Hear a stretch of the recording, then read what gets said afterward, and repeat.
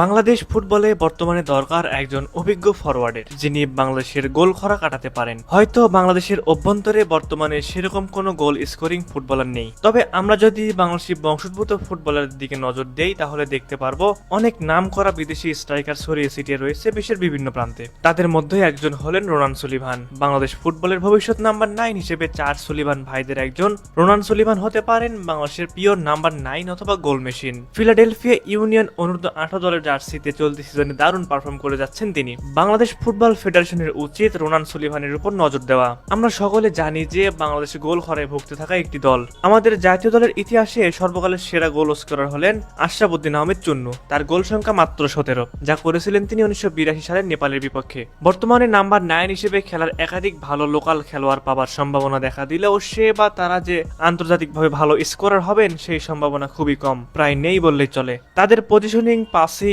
Holding play ইত্যাদি এসব কিছু ভালো হতে পারে, কিন্তু পজিশনের হিসেবে তাদের স্কোরিং সক্ষমতা অত্যন্ত দৃষ্টিকটু।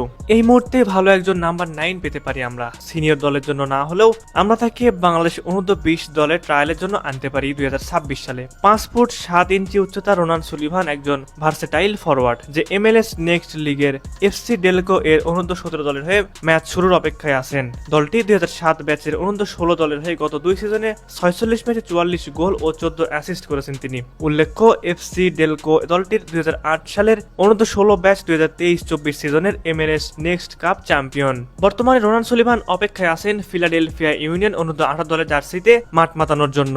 যদি সেখানে ভালো পারফর্ম করতে পারেন তিনি, তাহলে পরবর্তীতে ফিলাডেলফিয়ার মূল দলে সুযোগ পাবেন রোনানের খেলার ধরন তুলনা করা যায় রবার্ট লেভানডস্কি এর সাথে। অ্যাডভান্স ফরওয়ার্ড হিসেবে রোনান প্রতিপক্ষের ডিফেন্সিভ লাইনের কাছাকাছি থাকে এবং বিল্ড আপ থেকে বল পেতে বিহাইন্ড দ্য লাইন কিংবা উইং এর দিকে মুভ করে। নিচে নেমে এসেও বিল্ড আপের সহায়তা এবং লং বল সাপ্লাই এর কাজও করতে পারে সে। বক্সে তার পজিশনিং ও ফিনিশিং সক্ষমতা উঁচুমানের। উইং থেকে ডিবলিং করে এসে 14 বা এর আশপাশ থেকে গোল করার সক্ষমতা আছে এবং ফ্রি কিক থেকে সরাসরি কয়েকটি গোলও করেছেন তিনি। রোনান এখন এমন পর্যায়ে আছে যে যুক্তরাষ্ট্রের হয়ে খেলবার মতো পর্যায়ে সে এখনো পৌঁছায়নি, তবে লক্ষণীয় বিষয় হলো বাংলাদেশের হয়ে খেলার মতো কোয়ালিটি তার আছে। তার পরিবারেরও তাকে বাংলাদেশের হয়ে খেলতে না দেবার জোরালো কোনো কারণ নেই। যুক্তরাষ্ট্রের বয়সভিত্তিক দলে সুযোগ না পেলে সে বাংলাদেশের বয়সভিত্তিক দলে আসতে পারবে। ফিফার নিয়ম অনুযায়ী 21 বছর বয়স পর্যন্ত সে বাংলাদেশের বয়সভিত্তিক দলে খেললেও পরে চাইলে যুক্তরাষ্ট্রের হয়ে সুইচ করতে পারবে, যদি সেরকম পর্যায়ে সে নিজেকে নিতে পারে। অতএব সুলিভান পরিবার বা বাংলাদেশ সকলের জন্য এটা